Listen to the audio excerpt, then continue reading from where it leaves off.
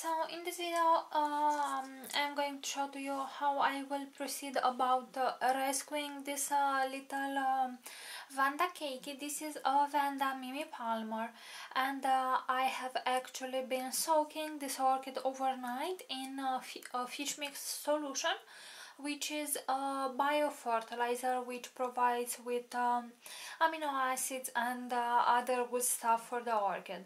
By doing that, I have seen that the coloring of the root when it is wet, it is kind of yellowish brownish in color, but she is still stiff, at least till here, and this other part it has been broke and is actually dead, so I will just snap it. Okay, this orchid, it is very young, so she doesn't have a lot of strength. You can see she's also dehydrated. She has quite a few wrinkles, but I am quite hopeful that I will be able to save this orchid. Initially I thought about spraying the orchid with hydrogen peroxide, but after that I thought maybe that would burn the tender new root tips that may emerge from here, from the base of the plant.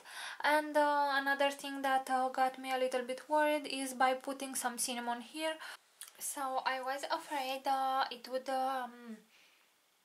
dry off the root, and here at the base I will try to show to you, if my camera would focus, of course. I have some little nubbins which I hope would transform into little roots. So I am quite hopeful for this orchid because of these little nubbins and not because of this root, because as I said, and actually I will water it a bit so I can show it to you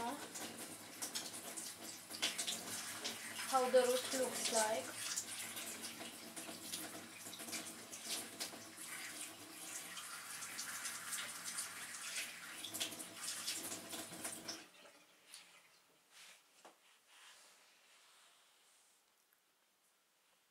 Okay, so here it is. As I said, the root is very brown, and I am not really sure this root is functioning or would be able to function for a lot of time. So I will leave it like that, and what I will use, it is a little basket and some orchiata bark. This is the grade Super 18 to 25 millimeters. This was a gift from one of my viewers, and I want to thank you so much, my dear. Let's try to open it.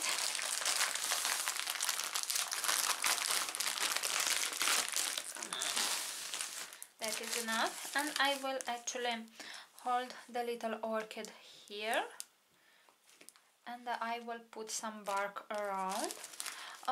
We want to use bark for this orchid because she's a seedling, so she wouldn't last or she wouldn't resist not to be watered in time, and she doesn't have a lot of water storage organs. The leaves are very small, and they are actually quite let's say dehydrated, and she doesn't have roots as for now to store any water, so I choose to put her in bark. I think this is enough, or actually maybe too much. And what I will do next, it is to put some moss at the base of the orchid. So you can see that the root, it's coming off one of the sides, very low, at the base of the stem of the orchid, let's say, and that root is in bark. It is very airy, and this net pot will dry in no time, let's say.